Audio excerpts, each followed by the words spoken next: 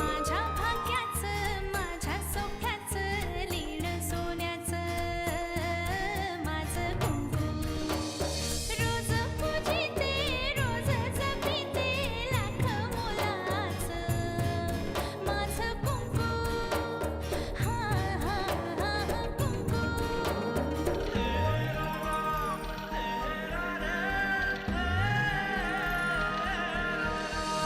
मन माझे घर झाले त्याचे मोर स्वप्नाचा दारी नाचे शब्द त्याचे अमृताचे स्पर्श त्याचे चांदण्याचे त्याच्या श्वासाचे त्याच्या डोळ्याचे गुज सांगते माझं कुंकू हा हा हा कुंकू हा हा हा कुंकू जशी जशी लग्नाची वेळ जवळ यायला लागली तसा तसा राजन काहीतरी वेगळाच वागायला लागलाय. काहीतरी घडतंय घरात ते मला कळत नाहीये. कुठेतरी पाणी मुरतंय मला समजत नाहीये. जानकी माझ्या बरोबर चल. एक मिनिट, महत्वाचं काम असेल ना तर तू जा ना, तिला कशाला घेऊन चाललायस? कारण मी राजनकडे चाललोय. आता यापुढे कोणाच्याही समोर हात पसरायची गरजच लागणार नाही आपल्याला. पण हे जे सगळं घडलंय हे तुला जानकीला सांगायलाच हवं. आणि जर तुझ्यात हिंमत नसेल तर मी सांगेन. राजन, काय झालंय? आई म्हणत होती की तू फार विचित्र वागतोयस म्हणून.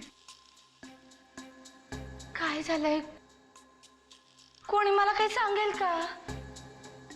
मी राजनशी बोललोय आणि आता मला तुझ्याशी जे बोलायचं आहे ते नीट लक्ष देऊन ऐक.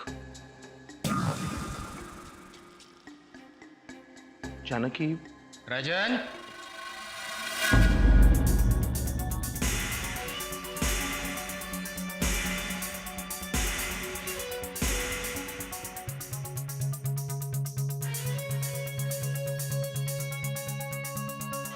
कोण तुम्ही? काय हवंय? म्या होय, म्या जगण्या. जगन वाकणी साहेबांनी पाठवलंय. राजन साहेब एकटेच आहेत ना, लग्नाची घाई त्यांची आणि त्यात आई बी आजारी आहे त्यांची गावाला. तेव्हा त्यांच्या मदतीसाठी आलोय म्या. त्याला कुठल्याही मदतीची गरज नाहीये. राजन शेट, बाबूचा फोन मला द्या. राजन, मी बोलतो बाबूशी. काय नाही साहेब, राजन साहेबांची आई आजारी आहे ना, मग तिची हालहवाल विचारायला फोन केलाय त्यांनी. बोला राजन शेठ.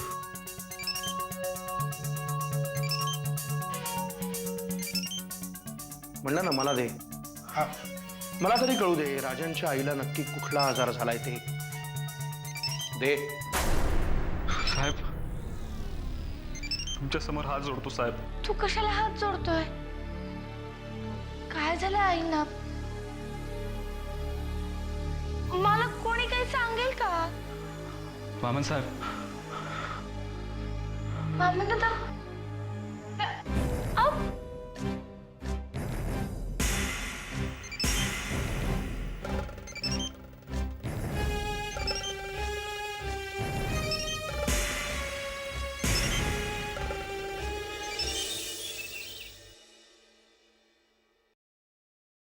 काय का अजून तू इथेच? अगं जानकीला घेऊन खरेदीला जाणार होतीस ना तू? हा अगं हो, पण नवरी मुलगी जागेवर तर असायला हवी ना. म्हणजे गेली कुठे ती? वामन काका तिला घेऊन राजनच्या घरी गेलाय. नवरा नवरीला एकत्र राहण्याची रंगीत तालीम देतोय. अमृता, त्याची अगं गंमत केली मी. चिडायला काय झालं? म्हणजे मला न सांगता कशी गेली? म्हणजे याचं आश्चर्य वाटलं म्हणून विचारलं. आणि राजनकडे कशाला गेलेत ते? असेल काहीतरी काम. काहीतरी काम म्हणजे काय? मी बजावलं होतं तिला लग्नाआधीच्या या भेटीगाठी आता बंद म्हणून. अगं पण ती एकटी गेलीये का? वामन काका आहे ना बरोबर. त्याचंच तर आश्चर्य वाटतंय ना मला. वामनचं काय काम निघालं असेल राजनकडे? मी फोन लावून विचारू का? नको नको, तुझा आणि बाहेर वाकणीस असतील त्यांना सांग मी बोलवलंय म्हणून. ठीक आहे.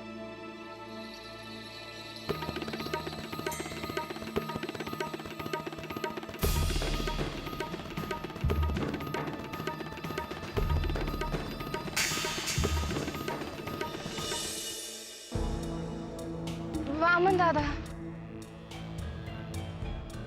काय झालंय? जानकी, आता तुला माझं वागणं खूप विचित्र वाटेल, विक्षिप्त वाटेल. लक्षात ठेव, मी जे काही करतोय ते तुझ्या भल्यासाठीच करतोय. अहो, पण तुम्ही मला घाईघाईने राजनला भेटायला घेऊन काय गेलात? पण भेटूच दिलं नाही, बोलू दिलं नाहीत. कारण जे बोलायचं होतं ते सगळं मी त्याच्याशी बोललोय. पण मग आई असं का म्हणाले की गेले 2-3 दिवस तो विचित्र वागतोय म्हणून? तो थोडासा विचित्र वागतोय, आत्ताही थोडासा विचित्र वागला, पण इट्स ओके. वामन दादा,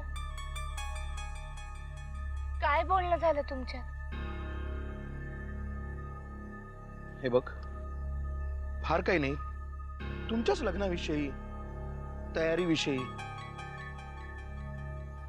लग्नाबद्दलच बोलायचं होतं तर मला बाहेर का थांबवलं?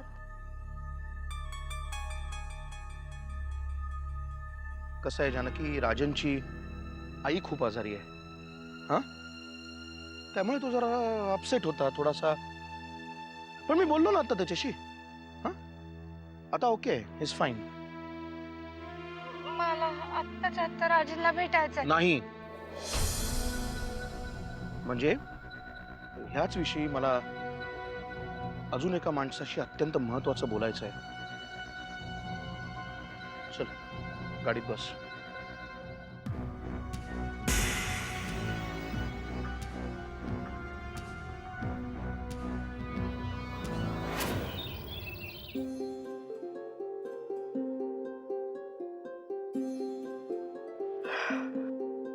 वाकणीस नुसते उभे राहू नका, काहीतरी करा. शेवटचा टप्पा व्यवस्थित पार पडू दे. आत्याबाई, तुमचं टेन्शन समजू शकतो मी. नका काळजी करू. मी माणूस पाठवला राजांच्या घरी. नुसता माणूस पाठवून काही उपयोग आहे का? हुशार माणूस पाठवायला पाहिजे. वामन आहे तिथे, वामन. तो भल्या भल्यानं बोलण्यात हरणार नाही. तुम्ही नका टेन्शन घेऊ. अहो, वामनराव गंमत म्हणून घेऊन गेले असतील जानकीला. मी काय ओळखत नाही का वामनला? तो असला खोडसाळपणा करणाऱ्यातला नाहीच आहे मुळे. पण वामन साहेबांना समजावून सांगितलं तर समजतील ते. आणि उशीर झाला तर, किंवा ही बातमीच फुटली तर,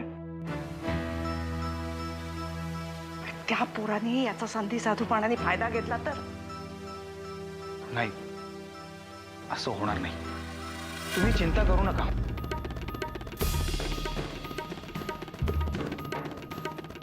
छान चाललंय सगळं.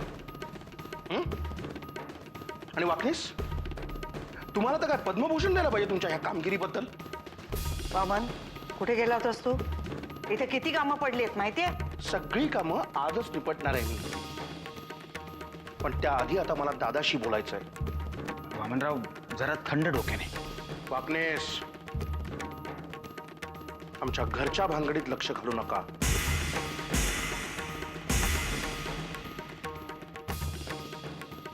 माझ्या सहनशक्तीचा अंत पाहू नका.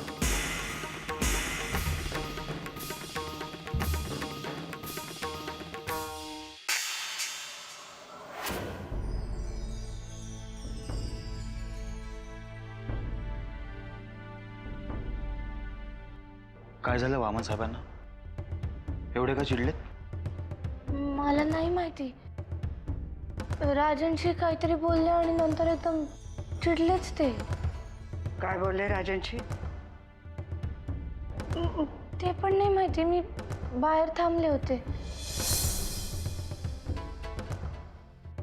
बरं, तुझं आपल्या कामाला.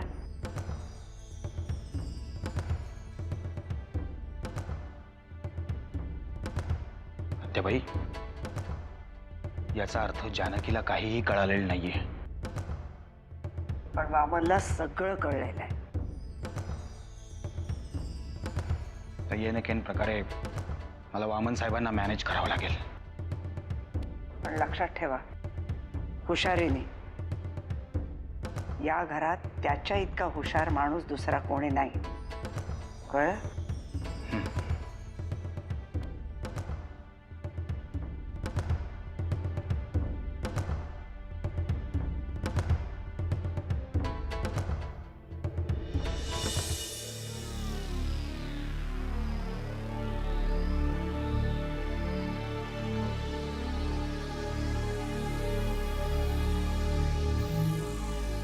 तुझ्याशी जरा बोलायचं आहे. तुलाही बोलायचंय? बोल. जानकीचं लग्न नक्की कोणाशी होणार आहे?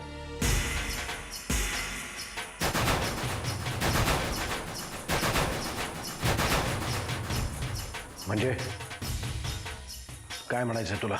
मला फक्त तुझ्या तोंडून ऐकायचं आहे की घरामध्ये हे जे काही माझ्या कानावर येत आहे ते सगळं खोटं आहे.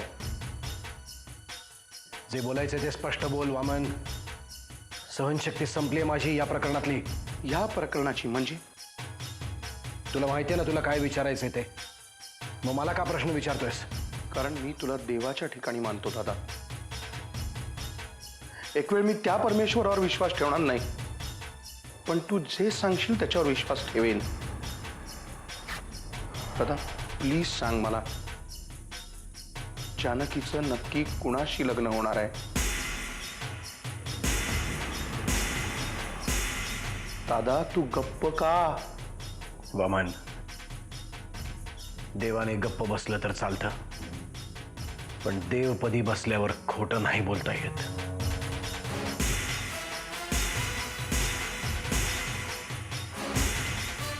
म्हणजे हे जे काही ऐकतोय ते सगळं खरं आहे? यापेक्षा वेगळ्या भाषेत मी तुला नाही सांगू शकत. शहाणा असशील तर समजून घे.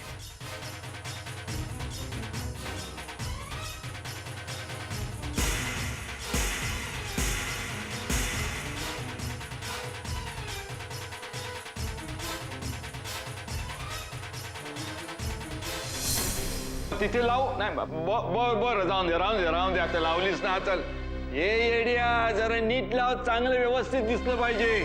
काय व्यवस्थित दिसलं पाहिजे? काय चाललंय हे सगळं? खाली उतर रे. काय चाललंय हे? मामन दादा, हे डेकोरेशन कसं काय वाटलं? तू काय चेष्टा करतोस माझी? हा, ओरडतोय मी तुला. तू मला डेकोरेशन कसं दिसलं म्हणून विचारतोस?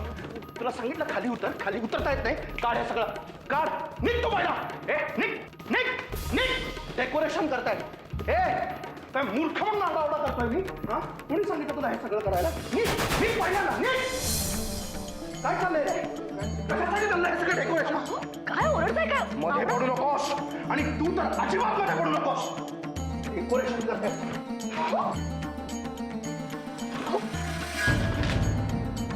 काय चाललंय तमाशा हा? तमाशा? प्रत्येकाने आपापल्या मनाला विचारत की हा तमाशा घरात कोण करताय नक्की? तुझ्या सगळ्या प्रश्नांची उत्तरं मी देईन. मला कुठल्याही प्रश्नाची उत्तर नको. तू आज चल आधी माझ्या मी बरोबर. येणार नाही आत्या. मी तुला सांगितलंय माझ्या बरोबर आज चल. आत्या चल. वामन दादाला पहिल्यांदाच एवढं विचित्र वागताना बघितलंय मी. काय कळत नाही.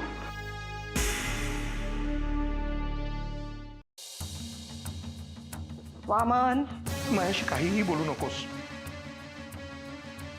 काहीही ऐकून घ्यायची इच्छा नाहीये माझी आत्ता. आणि तू मला समजवण्याचा तो प्रयत्न अजिबात करू नकोस. मला दादाकडनं ही अपेक्षा अजिबात नव्हती. नरसिंहचा याच्याशी काहीही संबंध नाहीये. त्याचा अजूनही या लग्नाला विरोधच आहे. असायलाच हवा. कुठल्याही जरा बुद्धी असलेल्या माणसाचा याला विरोधच असायला हवा. अरे पण मी सुद्धा पाठिंबा केवळ नाईलाजाने देतीये. अच्छा, म्हणजे नाईलाजानी का होईना पण तुझा दादाच्या आणि या जानकीच्या लग्नाला पाठिंबा आहे. माझी इच्छा तरी तशीच आहे. बाकी सगळं विधीच्या हातात. माझा या ज्योतिष भविष्य ह्याच्यावर काहीही विश्वास नाहीये. मला एवढंच कळतं, हे वर्तमानात जे चाललंय ना ते चांगलं नाही आत्या. अरे पण तुझा या लग्नाला विरोध का? अजिबातच नाही. राजनच्या आणि जानकीच्या लग्नाला माझा अजिबातच विरोध नाही आहे. पण हे दादाचं आणि जानकीचं लग्न हे खूळ तुझ्या डोक्यात कुणी भरवलंय ना आत्या, देव जाणे. मला कोणी सांगायची गरज नाहीये.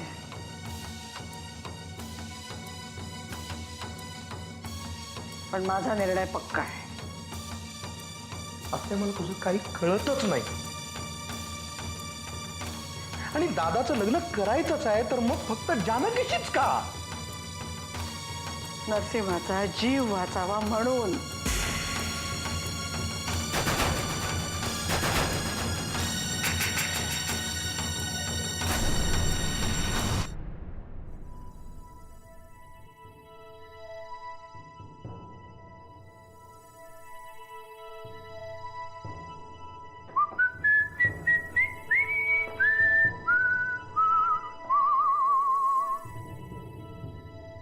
काय वहिनी एकदम चिंतेत दिसताय?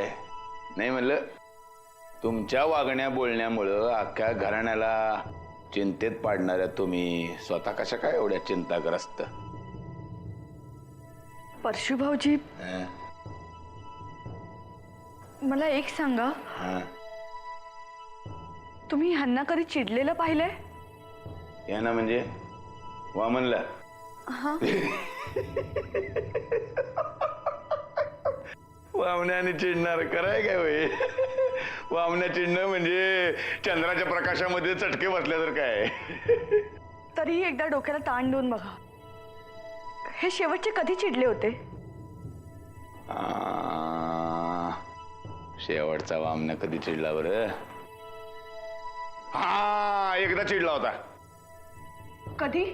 लहान असताना मी त्याची चड्डी सोडली होती, जाम खवळला. पुढचे 2 दिवस नागडा फिरत होता घरात.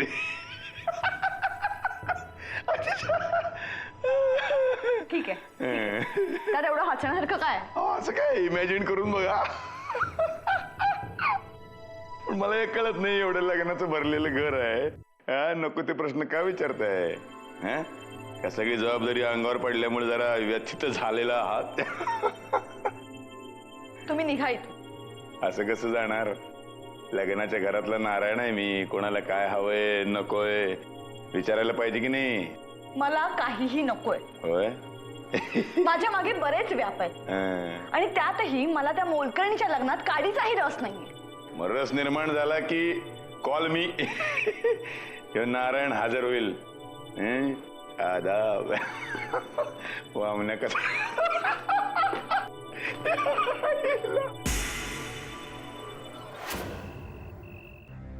ताई, चल ना, तुला एक गंमत दाखवायची आहे. अमृताताईने तुझ्यासाठी एक भन्नाट साडी घेतलीये. मी आत्ताच बघून आलोय. तू पण चल ना, जमलं तर घालून बघ.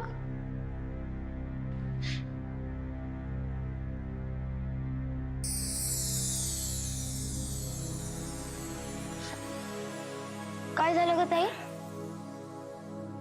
जेव्हा दुःख होतं तेव्हा रडायचीस आणि आता पण? इतके दिवस दुःख होतं पण तुम्ही माझ्या बरोबर होतात. आता सुख मिळणारे पण तुम्ही दूर झाला अशी भीती वाटते. तू काय येडी आहेस काय ग? आणि राजन कुठला एवढा लांबचा माणूस आहे? इकडं बघितलं का माहेर आहे आणि तिकडं बघितलं का सासर. फार चुरू चुरू बोलायला लागली तुझी. एकदा पोरीच्या जन्माला येऊन बघ, मग कळेल माहेर सोडून जाताना पोरी का रडतात ते. मी जर मुलगी असलो असतो ना, मी रडलोच नसतो. मग धरणाच्या बांधकामाच्या इकडून कोण आलो होतं रडत रडत? मी तुझ्यासाठी आलो होतो. मी पण तुझ्यासाठी रडतीये.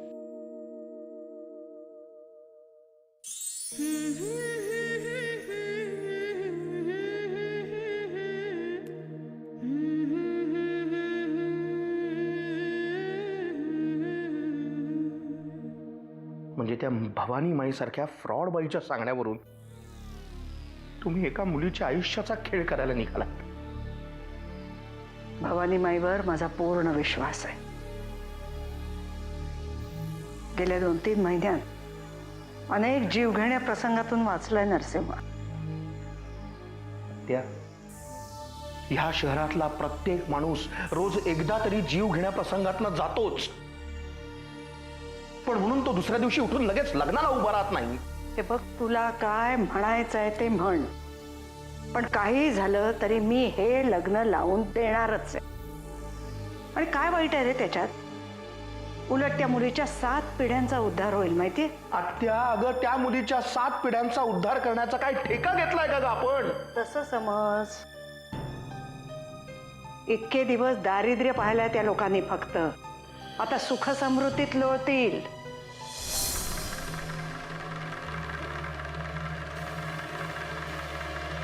राजनवर प्रेम आहे आत्या जानकीचं. अजिबात नाही. मी सांगितलं म्हणून तिला राजन आवडायला लागला आणि म्हणून ती त्याच्याशी लग्न करायला तयार झाली.